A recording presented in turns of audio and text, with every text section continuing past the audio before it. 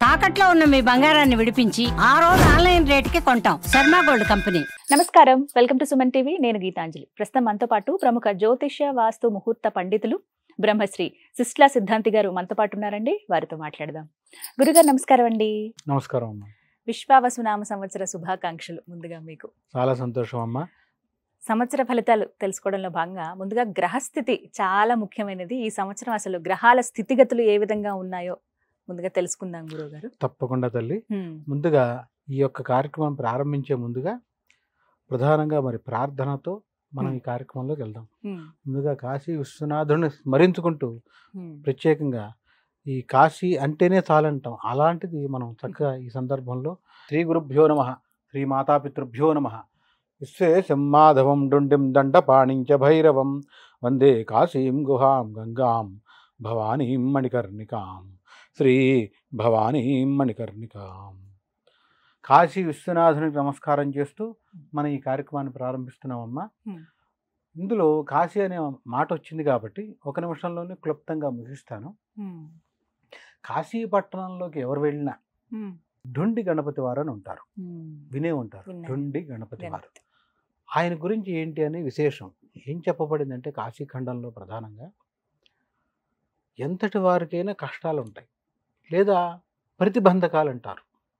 ప్రతిబంధకాలంటే అవరోధాలు, speed breakers. ఒక పని మీద వేగంగా వెళ్తున్నప్పుడు ఎవరో ఫోన్ చేసి నువ్వు కలుస్తానని లేరు, ఇవాళ లేరు, రేపు రమ్మన్నారు. వీడు వెళ్ళిపోతాడు కొంత దూరం. లేదా పెళ్లి పని మీద బయలుదేరాడు, లేదండి ఇవాళ కుదరదన్నారు పెళ్లి చూపులు, రేపు రమ్మ. ఇవన్నీ విఘ్నాలేగా. ఒక 5 కోట్లు రావాల్సిన వ్యక్తి ఇవాళ ఇస్తా అన్నాడని బయలుదేరాడు, సగం దూరం వెళ్ళిన తర్వాత లేదండి వాయిదా పడింది అన్నాడు.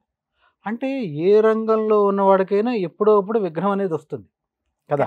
విఘ్నం అంటే ఇంగ్లీష్లో చెప్పాలంటే బ్రేక్, స్పీడ్ బ్రేకర్స్. దీన్నే ప్రతిబంధకం అని కూడా అంటాం. ఎలాంటి విఘ్నాలైనా పోగొట్టే గణపతి ఎవరయ్యా అంటే కాశీ క్షేత్రంలో ఉండేటువంటి ఢుండి గణపతి వారు. ఆయన శ్లోకం చెప్తారమ్మా. శ్లోకం చెప్తూ గరిక తీసుకుని కొంచెం గరిక తీసుకుని ఆ కాశీ క్షేత్రంలో ఉండేటువంటి గణపతి వారికి నమస్కారం పెట్టుకుంటూ ఈ శ్లోకం చెప్తూ గరిక పెట్టమని శాస్త్రంలో. ఏంటి ఆ శ్లోకం అంటే, జయ విఘ్నకృతామాజ్య భక్త నిర్విఘ్నకారక అవిఘ్న విఘ్న శమన మహావిఘ్నైక విఘ్నకృతు మహావిఘ్నైక విఘ్నకృతు. ఇందులో ఏం చెప్పబడిందంటే, జయ విఘ్నకృతామాజ్య భక్త నిర్విఘ్నకారక, భక్తులందరికీ కూడా నిర్విఘ్నకారక, విఘ్నాలన్నీ పారదోలుతూ, జయ విఘ్నకృతామాధ్య భక్త నిర్విఘ్నకారక అవిఘ్న విఘ్న శమన, అంటే విఘ్నాలన్నిటి నుంచి పటాపంచులు, అవిఘ్న విఘ్న శమన మహావిఘ్నైక విఘ్నకృతు అంటూనే మహావిఘ్నైక విఘ్నకృతు. మహా అనే పదం ఎక్కడ వాడతామమ్మా? మహా అనే పదం ఎక్కడ వాడతాం? మహాదేవుడు, మహాపర్వతం. అంటే ఆ పైన ఇంకెవరు లేరు, పైన ఎవ్వరూ లేని చోటే మహా వాడతాం. అలాంటిది ఈ పదం విఘ్నంలో మహావిఘ్నం అని వాడారు. అంటే ఎంత పెద్ద విఘ్నమైనా త్రికరణ శుద్ధిగా మనస్యేకం వచస్యేకం కర్మణ్యేకం అంటూ నీదే భారం అంటూ ఈ గరిక సమర్పిస్తూ ఆ శ్లోకం చెప్పామా అంటే ఖచ్చితంగా ఆయన తీరుస్తాడు. అంతటి కాశీ అనే పదం వచ్చింది కాబట్టి ఈ సందర్భంలో చక్కగా అందరూ మంచి విషయం చెప్దాం. సరే, ప్రధానంగా ఇక మనం సంవత్సర ఫలితాల్లోకి వెళ్దామమ్మా.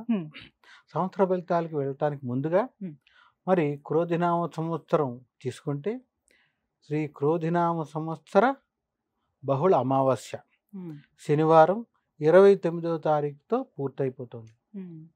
మార్చి 29తో పూర్తయిపోయి మరి 30వ తారీఖు ఆదివారం నాడుతో మరి చైత్ర శుద్ధ పాడ్యమి అంటాం దీన్ని. చైత్ర శుద్ధ పాడ్యమితో వచ్చే సంవత్సరానికి పేరు కూడా శ్రీ విశ్వావసునామ సంవత్సరం. ఈ సందర్భంగా మనం చెప్పుకోవాలి ప్రధానంగా గ్రహస్థితి అంటే సూర్యోదయానికి ఉగాది ప్రారంభమయ్యే, అంటే సూర్యోదయానికి పాడ్యం ఉన్న దాన్నే ఉగాదిగా మనం పరిగణలోకి తీసుకోవాలి. అదే సందర్భంలో సూర్యోదయం వచ్చేటప్పటికి మరి పాడ్యం 29 వచ్చింది, చాలా మందికి సంశయం వస్తుంది. పాడ్యమి 29 సాయంకాలం కూడా వచ్చింది ఉంది కదా. కానీ పనికిరాదు. అమావాస్య ఉండి తర్వాత పాడ్యమి ఆరంభమైంది. అంటే సూర్యోదయానికి 29 అమావాస్య ఉంది. అందుకని పాడ్యం 30 సూర్యోదయానికి ఉంది కాబట్టి దీన్ని 30. పరిగణలో తీసుకుని ఉగాది అని ప్రారంభిస్తాం. ఈ సంవత్సరం శ్రీ విశ్వావసునామ సంవత్సరంగా పిలువబడుతుంది. ఇక్కడ గ్రహస్థితి చెప్పుకునే ముందుగా సూర్యోదయానికి ఉన్నటువంటి లగ్నం మీనలగ్నం, చంద్రుడున్న నక్షత్రం రేవతి నక్షత్రం. అంటే రేవతి నక్షత్రం అంటేనే మీనరాశి. రేవతి నక్షత్రంలో మీనరాశిలో మీనలగ్నంలో ఉగాది ప్రారంభమవుతుంది. లగ్నంలోనే చంద్రుడు ఉండటం ద్వారా, చంద్రుడు దేనికి సంకేతం అని చెప్తాం శాస్త్రంలో? చంద్రమా మనసో జాతః చక్షో సూర్యో అజాయత అని పురుషోక్తంలో. అంటే చంద్రుడే మనఃకారకుడు, మనసుని మీద ప్రభావం చేస్తాడు. లగ్నంలో చంద్రుడు ఉండటం ద్వారా లగ్నం సూర్యోదయాది లగ్నం మీనలగ్నం, రాశి మీనరాశి చంద్రుడు ఉన్నది. చంద్రుడే లగ్నంలో ఉండటం ద్వారా ఇంకా మిగిలిన గ్రహాలు కూడా ఉన్నాయి, వాటి గురించి చెప్పుకుందాం. 6 గ్రహాలు ఉన్నాయి లగ్నంలో. లగ్నంలోనే చంద్రుడు ఉండడం ద్వారా విపరీతమైన అశాంతి ఉంటుంది. అందరికీనండి? ఇది అందరికీ వర్తిస్తుంది? ఇది అందరికీ, ద్వాదశ రాశులు అందరికీ, ఎవరికైనా. అసలు మన రాసులు కాదు, ప్రపంచం మొత్తం అశాంతి. ఎవరికి ఎందుకు అశాంతి అంటే ఎవరికి ప్రతివాడికి కూడా ఏదో ఒకటి కావాలి. అది కూడా ధూర్తులకి చాలా ప్రమాదం. ధూర్తులతో ప్రమాదం అంటే దాన ధర్మ దైవ కార్యక్రమాలు చేసేవాళ్ళు కాకుండా ఒక వర్గం ఉంటారు. అంటే నిరంతరం వాళ్ళ పని ఏంటి? ఒకడిని దోచేసి మనం తినాలి. వీళ్ళని ధూర్తులు అంటారు. లేదా కపటులు, మోసం చేయాలని చూసేవాళ్ళు. ఈ అంతా ఒక వర్గం ఉంటారు కదా. భగవంతుడు సంబంధించి ఆచారాలు పాటించకుండా విద్వేషంతో ఉండేవాళ్ళు, క్రూర మనసుతో ఉంటారు కొంతమంది. అంటే హత్యలు కానీ ఇతరత్ర నిరంతరం ఏదో ఒక పాడు పని చేయడానికి సిద్ధంగా ఉంది. ఇలాంటి వాళ్ళది పై చేయి అవుతుంది. అది ప్రమాదం కదా. అంటే ధూర్తులకి పై చేయి వస్తుంది. ఎందుకని అంటే లగ్నంలోనే చంద్రుడు ఉండటం ఒక అశాంతికి. ఆ అశాంతి అది మానసిక అశాంతి. ఇదే సందర్భంలో ప్రపంచ అశాంతి. ఒక చోట కాదు, ప్రతి చోట ఒక దేశంతో యుద్ధం చేయాలనో లేదంటే వాడి దగ్గర సంపద మనం దోచేసుకుందామను. అత్యంత ప్రమాదం కదా. మరీ ముఖ్యంగా అదే సందర్భంలో గ్రహస్థితి పరిశీలించుకుంటే ఇదే మీనరాశిలో మీన లగ్నంలో ఉగాది రోజు సూర్యోదయానికి చంద్రుడు కాకుండా రవి బుధులు కూడా అక్కడే ఉన్నారు. వీళ్ళతో పాటు శుక్ర శని రాహువులు కూడా అక్కడే ఉన్నారు. 6 గ్రహాలు కలిసినాయి. దీన్ని చాలా మంది ఇప్పటికే షష్ఠ గ్రహ కూటమి అంటున్నారు. షష్ఠ జ్యోతిష్ శాస్త్రం ఏం చెప్తుందంటే అత్యంత శుభాలు ఏవి అంటే 5, 9. 5, 9 శుభాలే అని కాకుండా లక్ష్మీ స్థానం అంటాం. 5 అంత సంకేతం, 9, 5 లక్ష్మీ సంకేతం. అంటే ఐశ్వర్యానికి కానీ శుభానికి కానీ దేనికైనా ఒక శుభ కార్యక్రమం చేస్తున్నామమ్మా, పసుపు దంచుతున్నారు, లేదా గణపతి బియ్యం కట్టి పసుపు దంచుతున్నారు. 5 ముత్తైదులో 9 మంది ఉండమంటాం. ముత్తైదులు దంచండి పసుపు అని. అంటే 5, 9 ఇవన్నీ కూడా శుభానికి సంకేతం. ఇక 6 దేనికి సంకేతం? ప్రధానంగా వచ్చేటప్పటికి జ్యోతిష్ శాస్త్రంలో 6 గ్రహాలు కలిసిన 6వ స్థానం అని ఉంటుంది జ్యోతిష్ శాస్త్రంలో. లగ్నం అంటే 1, 2, 3, 4, 6 దేనికి సంకేతం అంటే షష్ఠ. షష్ఠ అంటే 6. శత్రు రుణ రోగస్థానం అది. శత్రుస్థానం అదే, రోగస్థానం అదే, రుణస్థానం అదే. అంటే లగ్నంలోనే 6 గ్రహాలు ఉండటం ద్వారా శత్రువులు పెరుగుతారు. దేశానికి శత్రువులు. అప్పటి వరకు మనతో మిత్రత్వం నటించిన వాళ్ళు కూడా శత్రువులుగా మారుతారు. వాడు ఎవరు శత్రువు అనేది ఇప్పుడు బయటపడిపోతుంది. తర్వాత రుణ బాధలు, ఆదాయం తగ్గిపోయి ప్రతివాడికి రుణ బాధలు పెరుగుతాయి. రోగాలు, లగ్నంలోనే మరి రాహు కూడా ఉన్నాడు కదా చంద్రుడితో కలిసి. రాహు ఏం చేస్తాడు? విషజ్వరాలు. రాహు అంటేనే సర్పం కదా, సర్పజాతి కింద కదా, అందుకని విషజ్వరాలు ఇస్తాడు. దీనికి తోడు అదే సందర్భంలో శని కూడా కలిశాడు కదా, అందుకని ప్రచ్ఛన్న పరోక్ష యుద్ధాలు 2 జరుగుతాయి. ప్రచ్ఛన్న పరోక్ష యుద్ధాలు అంటే మీరు దిగిపోమని నేను చెప్పక్కర్లా, మీరు దిగటానికి వీలైన వాతావరణం కిందకు ఒక్కొక్క కోడు లాగేసినా చాలుగా. ఇది పరోక్ష యుద్ధం. ప్రచ్ఛన్న యుద్ధం అంటే తోలనాడటం. అనవసరం నిందలో 2 రకాలు ఉంటాయి. తప్పు చేసినప్పుడు నిందించడం ఒక పద్ధతి, తప్పు చేయకుండా నిందించడాన్ని తోలనాడటం అంటాం. అలాంటివి ఎక్కువ దొరుకుతాయి. అంటే ఉమ్. దీనివల్ల ఏం జరుగుతుందంటే ఏ వృత్తిలో ఉన్న వారికైనా, ఉదాహరణ ఉద్యోగంలో ఉన్నారు, మన తప్పు లేకపోయినా ఏదో రకంగా మనం నిందిస్తే ఎంత బాధపడతాం అమ్మా. కరెక్ట్. ఆ బాధ రోజుల్లో అనిపిస్తుంది చాలా. చివరికి యథార్థంగా నిజాయితీగా ఉండేవాడు ఇంటికి వెళ్ళి భోజనం కూడా చేయడు, తెలుసా అవును. అమ్మా. ఎంత ఆడ అనుభవించిన క్షోభ అలా ఉంటాయి. ఉమ్. అట్లా ధూర్తులది పై చేయి అవుతుంది. ఇంత చెప్పొచ్చేది ఏంటంటే ఉమ్. అన్యాయ అక్రమ ఇవి చేసేవాళ్ళు, హింస చేసేవాళ్ళు వీళ్ళది పై చేయి అవుతుంది. ఉమ్.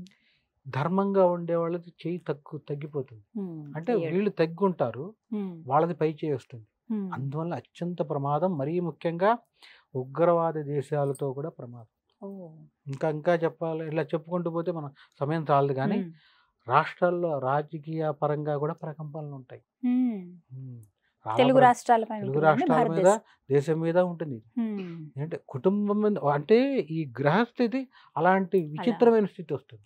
ఈ సంవత్సరం అత్యంత అనుకూలంగా ఉండేది ఎవరికండి అసలు? అది రాసుల పరంగా మనం ఉమ్. చెప్పొచ్చు అనుకూలంగా ఉమ్. అంటే ఉండేది. మొత్తంగా ఈ విశ్వం అంతటికి మొత్తంగా తీసుకుంటే చెప్పాలి అంటే ప్రధానంగా కొన్ని రాసులు ఉన్నాయి. ఉమ్. ప్రధానంగా ఉమ్. మరి వృషభ రాశి వారికి బాగుంటుంది, ఉమ్. ఏం సందేహం లేదు, ఉమ్. చాలా బాగుంటుంది. ఇబ్బందులున్నా తట్టుకుని వెళ్ళిపోతూ ఉంటారు. ఉమ్. ఇట్లా కొన్ని రాసులు ఉన్నాయి, ఉమ్. వాళ్ళకి బాగుంటుంది. ఇప్పుడు ఎలా? మనకి ఈ సంవత్సరంలో ఆరోగ్యపరంగా బాగుంటుందనో, లేకపోతే పంటలు బాగా పండుతాయనో, వాతావరణం అనుకూలిస్తుందనో, ఇలా రాజకీయాల పరంగానో ఇలా కొన్ని ఉంటాయి కదండి. ఉమ్. మరి ఈ విశ్వావసునామ సంవత్సరంలో ఏది బాగా అనుకూలిస్తుంది అంటారు? అన్ని బాగున్నట్టుగా కనపడతాయి అమ్మా. ఆ, మంచి ప్రశ్న వేసావు. ఆ, అన్నీ బాగున్నట్టు కనపడతాయి. దాదాపు చేతికి వస్తూ ఉంటుంది పంట. ఉమ్, చివరి నిమిషంలో కుంభవృషి పడింది, ఆ, ఏమవుతుంది మీరు ఆలోచించండి. ప్రతి పని అట్లానే అవుతుంది. ఉమ్, ఎందుకని అంటే ఇక్కడ విచిత్రమైన స్థితి ఏంటంటే 6 గ్రహాలు కలవటంలో ఉమ్, అదే పెద్ద బాధ, రుణ బాధ.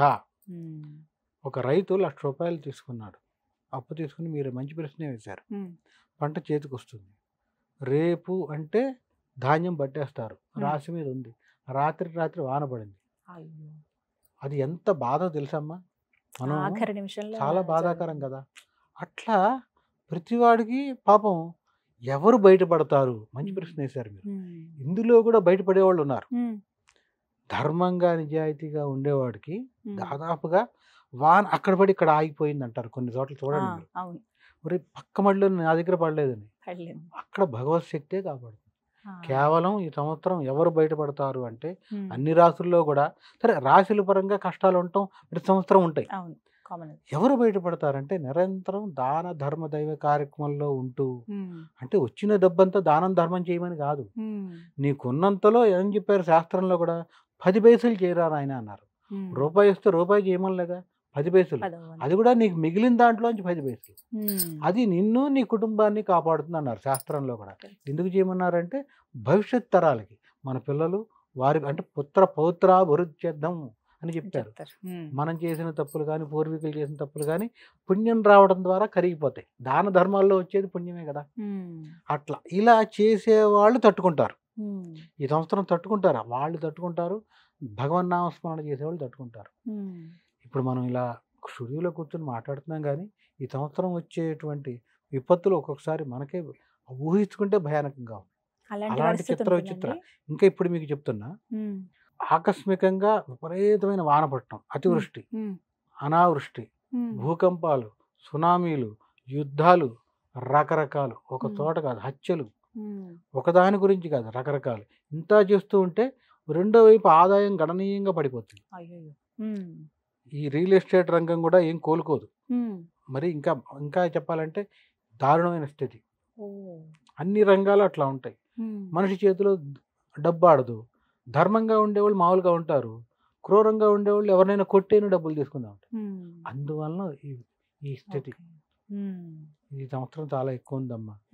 సో గ్రహస్థితులు అయితే ఇలా ఉన్నాయి. ఈ సంవత్సరానికి రాజు ఎవరండి? రాజు వచ్చేప్పటికి సూర్యుడమ్మా, రవి. రవి రాజు, ఏమి ఇబ్బంది లేదు, రాజుగా రవి ఉన్నాడు. కానీ గ్రహస్థితులు 6 గ్రహాలు కలవటం అనేది అత్యంత ప్రమాదం. ఆ ప్రభావం అనేది ఎన్ని నెలల పాటు ఉండొచ్చు, లేకుంటే సంవత్సరం అంతా అంటారా? సంవత్సర ఫలితం, సంవత్సరం బారు ఉంటుంది. మరల ఉగాది వచ్చే వరకు మనకి ముప్పులోంచి బయటపడలేం. ఆ సూర్య భగవాన్ని ప్రార్థించుకోవడమేనా? ప్రార్థించుకోవాలి. ప్రధానంగా చెప్పాలంటే ఎవరిళ్లలో వాళ్ళు కులదైవాన్ని విస్మరించి ₹1,00,00,000 పెట్టి చేసిన పూజ కూడా నిష్ప్రయోజనం. ₹1,00,00,000 పెట్టి కొంతమంది చేస్తూ ఉంటారు, విశేషంగా పూజలు చేస్తారు.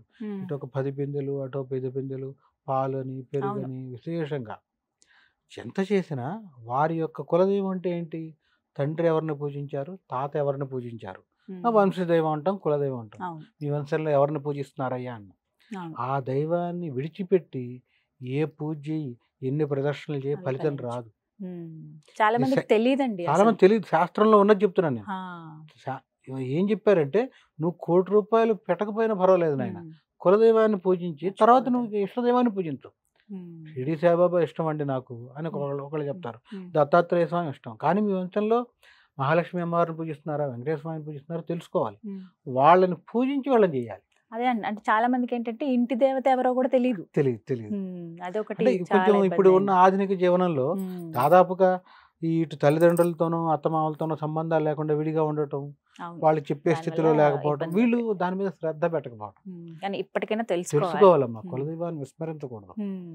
ఇలా చేసిన వాళ్ళకి ఇబ్బంది ఉండదు. మొత్తం మీద ఈ సంవత్సరం ఇలా ఉన్నాయన్నమాట గ్రహస్థితి. దాదాపు గ్రహస్థితి అయితే బాగాలేదమ్మా. మొత్తం మీద చెప్పాలంటే అంతర్యుద్ధం ఎక్కువ ఉంటుంది. ఇంకా చెప్పాలంటే తోబుట్టువుల మధ్య ఆస్తి గొడవలు, దానికి సంబంధించి హత్యలు, అంతా చిత్ర విచిత్రంగా ఉంటుంది. దొంగ స్వాములు బయటకు వస్తారు, వాళ్ళ కపటత్వం తెలిసిపోతుంది. ఎందుకంటే అప్పుడేగా పాపం పండినప్పుడే కదా అన్ని బయటకు వచ్చేది. పాపగ్రహాలకు బలం వచ్చింది. మన చుట్టూ ఉండి మన ఇబ్బంది పెట్టేవాడు కూడా ఇప్పుడు తెలిసిపోతాడు. అది ఒక రకంగా మంచిదే, ఎందుకని తెలుసుకుని జాగ్రత్త పడతాడు. తర్వాత ఇబ్బంది పడకుండా. మొత్తం మీద ఈ శ్రీ విశ్వావసునామ సంవత్సర స్థితి అది, గ్రహస్థితి ఈ విధంగా ఉంది. మరి ద్వాదశ రాశుల్లో ఒక్కొక్కరి రాశి వాళ్ళ ముందుగా ఇక్కడ మనం ఒకసారి సంచారంలో గ్రహస్థితి చూద్దాం. సంచారంలో గ్రహస్థితి తెలుసుకోవాలని ముందుగా ఈ మార్చి 29న శని మారుతున్నాడు. ప్రధానంగా 9 గ్రహాలను బట్టే సంవత్సర ఫలితం చెప్తాం. ఇందులో 4 గ్రహాలు అత్యంత ప్రధానం. ఎవరు 4 అంటే శని, దేవగురు, బృహస్పతి, తదుపరి రాహుకేతువులు. వీళ్ళు స్థిరంగా కదలకుండా ఉంటారు. మిగిలిన గ్రహాలు ఈ 4 పోతే మిగిలిన 5 స్థిరంగా ఉండరు. ఉదాహరణ చంద్రుడు 2.5 రోజులకు ఒకసారి మారిపోతాడు. రవి బుధులు నెలకు ఒకసారి మారిపోతారు. ఒక రాశిలో స్థిరంగా ఉండరు. మిగిలిన శుక్రుడైనా కుజుడైనా దాదాపు అంతే, 40 రోజులకి 35 రోజులకి మారిపోతారు. స్థిరంగా ఉండేది కేవలం గురువు, శని, రాహుకేతువులు. శని 2.5 ఏళ్ళు, గురువు వచ్చేటప్పటికి సంవత్సరం, వత్సరే అంటాం సంవత్సరం. రాహుకేతువులు 18 నెలలు. వీళ్ళు స్థిరంగా ఉంటారు కదా, అంటే వీళ్ళు ఇచ్చే ఫలితాలు శుభమైన లాంగ్ రన్ ఉంటాయి, అశుభమైన దీర్ఘకాలం ఉంటాయి. శుభ అశుభ ఫలితాలు. అందుకని వీళ్ళనే పరిగణనలోకి తీసుకుని సంవత్సర ఫలితాలు చెప్తారు. ఎంతటి వాడైనా మిగిలిన గ్రహాలు తీసుకోరు, ఈ 4 ప్రధానం. అందుకనే పంచాంగం తీసుకుని ఈ సంవత్సరం ఈ 4 గ్రహాలు ఇక్కడెక్కడ ఉన్నాయి, ఈ రాశి వారికని మొదలు పెడతారు. ఇప్పుడు మనం ఈ 4 గ్రహాల స్థితి తీసుకుందాం. ముందుగా దేవగురువు యొక్క స్థితి తీసుకుంటే ఆయన మే 14వ తారీఖు మరి వృషభ రాశి నుంచి మిథున రాశిలోకి మారటం జరుగుతుంది. వృషభ రాశిలో ఉన్నటువంటి మృగశిర నక్షత్రం 2వ పాదం మీద ఉన్నటువంటి దేవగురు బృహస్పతి మృగశిర నక్షత్రంలోని 3వ పాదం మిథున రాశిలోకి మే 14న మారుతున్నాడు. అంటే గురువు వృషభ రాశి నుంచి మిథున రాశికి ప్రవేశం, దీన్నే ప్రవేశం అంటాం. ఇక శనికి సంబంధించి తీసుకుందాం. శని కరెక్ట్గా మనం చెప్పాలి అంటే పూర్వాభాద్ర నక్షత్రం అంటే స్వయాన ఆంజనేయ స్వామి వారి నక్షత్రం. పూర్వాభాద్ర నక్షత్రంలోని మరి వచ్చేటప్పటికి 3వ పాదం నుంచి 4వ పాదంలోని పూర్వాభాద్ర నక్షత్రం మీనరాశి ప్రవేశం. అంటే కుంభరాశిలో పూర్వాభాద్ర నక్షత్రం 3వ పాదంలో ఉన్నటువంటి శని మారి మళ్ళీ చివరి పాదం అయినటువంటి పూర్వాభాద్ర నక్షత్రం 4వ పాదం మీనరాశి ప్రవేశం 29వ తారీఖు మార్చి నెల జరుగుతుంది. అంటే శని మార్పు ఈ సంవత్సరంలో ఉగాది రోజున ఆయన ఎక్కడ ఉంటున్నాడు? మీనరాశిలోనే ఉంటున్నాడు. అందుకని అంటే శని మార్పు చూస్తున్నాం, గురువు మార్పు చూస్తున్నాం వీళ్ళిద్దరు. ఇక రాహుకేతువులు, రాహుకేతువుల దగ్గరికి వచ్చేటప్పటికి ఈ రాహుకేతువులు ఇద్దరూ కూడా 18వ తారీఖు నాడు మే 18వ తారీఖు వచ్చేటప్పటికి రాహు మీనరాశిలో ఉన్నాడు. ఆయన పూర్వాభాద్ర నక్షత్రం ప్రస్తుతం 4వ పాదం మీద ఉన్నాడు. కుంభరాశిలోకి ఎందుకని రాహుకేతువులు ఇద్దరు వక్ర సంచారం వెనక్కి వస్తారు. 4వ పాదం నుంచి 3వ పాదం మీదకి రాహు వస్తున్నాడు కుంభరాశిలోకి మే 18న. అదే సందర్భంలో కేతు స్థితి మనం పరిశీలించుకుంటే ఈయన ఉత్తరా నక్షత్రం మీద ప్రస్తుతం ఉన్నాడు. కేతు వచ్చేటప్పటికి కన్యా రాశిలో ఉత్తరా నక్షత్రం అంటారు, కొంతమంది ఉత్తర ఫల్గుని అంటారు.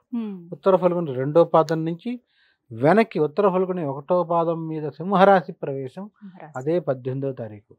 వీళ్ళిద్దరూ సమసప్తకాలు ఒకేసారి మన ముళ్ళు ఉంటుంది కదా తిరిగినట్టు ఇట్లా తిరుగుతారు. మే 18న రాహుకేతువుల మార్పు. రాహు కుంభరాశి ప్రవేశం, కేతు వచ్చేటప్పటికి సింహరాశి ప్రవేశం. దేవగురు వృషభ రాశి నుంచి మిథున రాశి ప్రవేశం అదే నెలలో జరుగుతుంది మేలో. ఇక శని అదే రోజు ముందర వెనకటి రోజు అంటే 30 ఉగాది 29న వచ్చేటప్పటికి ఆయన కుంభరాశి నుంచి మీనరాశి వెళుతున్నారు. ఇది సంచారంలో ప్రధాన గ్రహాల మార్పు. దీని ఆధారంగానే మేషరాశి నుంచి మీనరాశి వరకు దాదాపుగా రాశులు అన్ని ఫలితాలు వచ్చేస్తాయి మనకి. దీన్ని బట్టి తెలుసుకోవాలండి. తెలుసుకో. ఒక చిన్న సందేహం గురుగారు, సాధారణంగా చెప్తూ ఉంటారు ఇలా సంవత్సర ఫలితాల్లో భాగంగా ఫలానా రాశి వారికి అస్సలు బాగోలేదండి ఈ సంవత్సరం అని అంటారు. బాగోకపోవడం అని అంటే అసలు అర్థం ఏంటి? అంటే పూర్తిగా వాళ్ళు చతికిలు పడిపోతారా? అసలు ఏం జరుగుతుంది? ఇది చాలా మంచి ప్రశ్న అమ్మా. దాదాపుగా అందరూ ఎక్కువ రాశుల మీద చెప్తూ ఉంటారు. అసలు రాశి అంటే ఏంటి? నక్షత్రమే. అశ్విని నక్షత్రంలో పుట్టినవాడు మేషరాశిలోకి వస్తాడు, అంతే కదా. కరెక్ట్. ఇలా అంతా కూడా మనం ఈ సంవత్సరం ఈ రాశి వారికి బాగుండలేదు, ఈ సంవత్సరం బాగుండలేదు అని చెప్తాం. ఇంకా మనిషి ఎట్లా బతుకుతాడు కదా బాగుండలేదంటే. అక్కడ ప్రధానంగా పరిగణలోకి తీసుకోవాల్సింది ఏంటి అంటే, ఒక పరీక్ష 100 మార్కులు అని చెప్తాం. ఏ పరీక్ష అయినా, పిల్లల పరీక్ష అయినా అవ్వచ్చు, మన పరీక్ష అవ్వచ్చు, ఏదైనా వేద విద్య అవ్వచ్చు, ఎంత శాతం వచ్చినాయి అంటాం. శాతం అంటే 100కే కదా పరిగణలోకి లెక్క కట్టేది. అట్లా తీసుకున్నప్పుడు ఈ జాతకానికి బలం ఎంత అన్నారు అనుకోండి, 100కి ఎన్ని అని చెప్తాం. అట్లా తీసుకున్నప్పుడు విడగొట్టుకోవాలి. ఈ సంవత్సర ఫలితాలు అంటే దీన్నే గోచారం అంటారు. సంవత్సర ఫలితం అంటే సంచారం అన్నా గోచారం అంటే ప్రతి సంవత్సరం మారుతూ ఉంటాయి కదా. ఈ దీన్ని ఏం చేస్తామంటే 25 మార్కులు. నేను చెప్పింది జాగ్రత్తగా వినండి.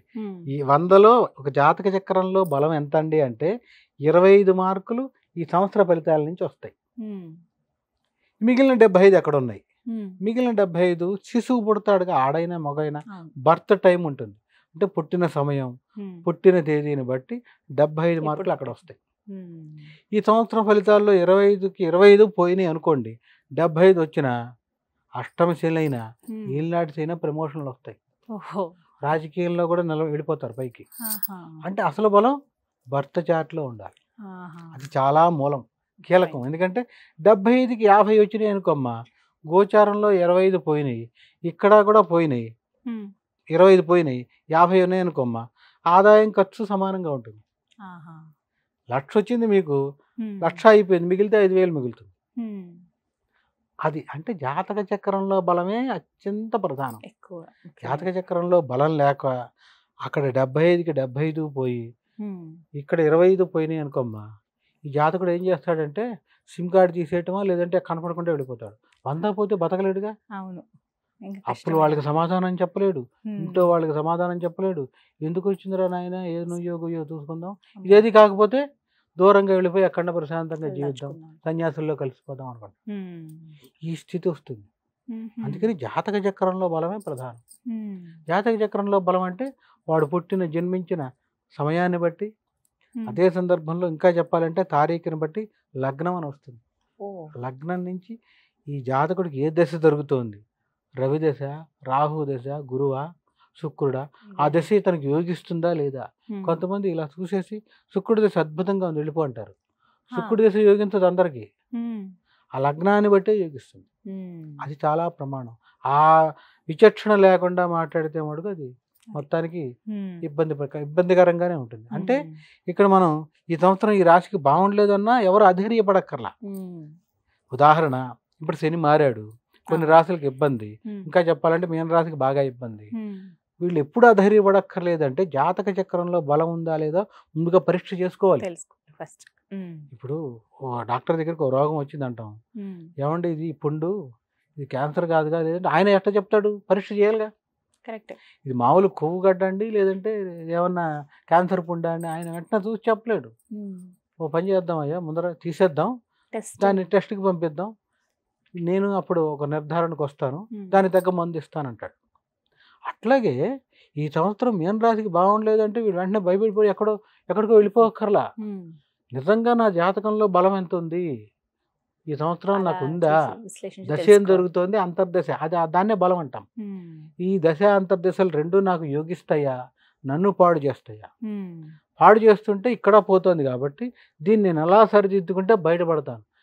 శాస్త్రం దేనికి చెప్పబడిందంటే ముందు వచ్చే విపత్తును సరి చేసుకోవటానికి, అంతేగాని భయపడటానికి కాదు. జాగ్రత్త పడాలి. చాలా మంది ఏమనుకుంటారంటే ఈ రాశి ఇట్లా చెప్పి భయపెడుతున్నారు అనుకుంటారు. అది చాలా తప్పు. ఎందుకంటే వచ్చే ఇబ్బందిని సరిదిద్దుకోవటం.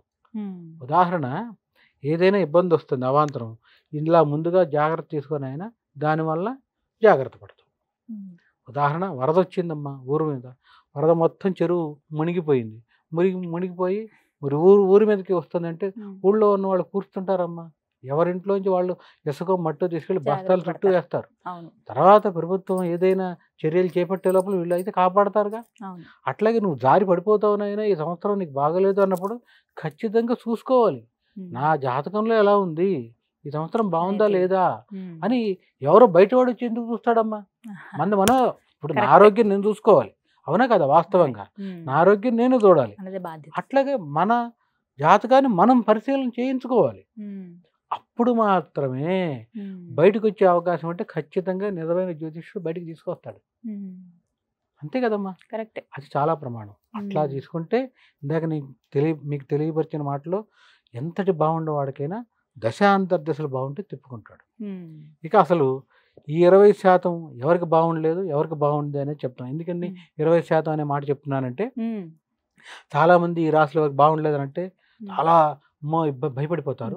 అట్లాగే అదే సందర్భంలో ఈ రాశి వాళ్ళకి బాగుందంటే నిజంగా నాకు కొంతమంది చూడండి, మీరు పరిశీలించారు లేదో, ఈ సంవత్సరం ఈ రాశి వాళ్ళకి కోట్లు వచ్చేస్తాయి అంటారు. అది పిచ్చి మాటలమ్మా. అసలు అలా ఉండవండి. అసలు ఎట్లా ఉండదు, అది తప్పు మాట. అది నిజంగా జాతక చక్రంలో దశ అంతర్దశలు బాగుండి ఇక్కడ బాగుంటే 1,00,00,000 మందిలో ఒకటికి వస్తుంది.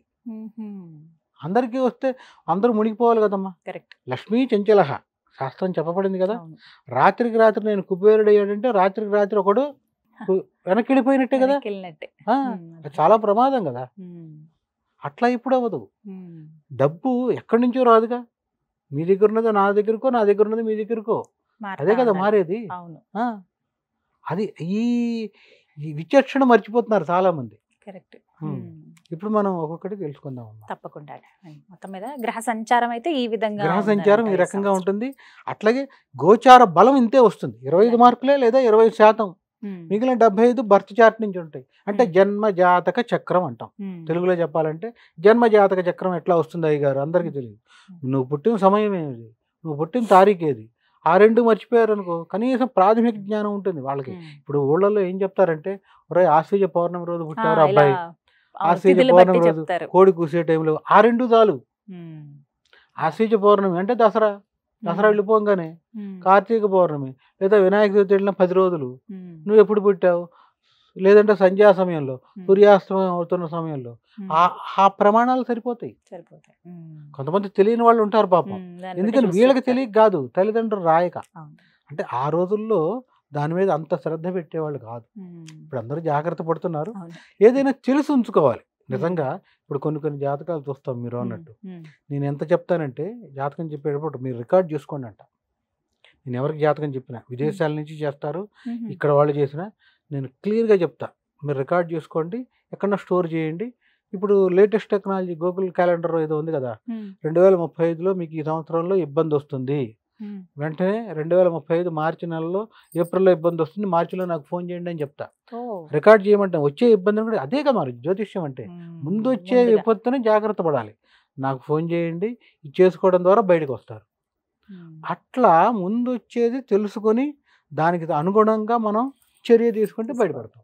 అంతే. ఈ విధంగా చక్కగా వివరించారు గురుగారు.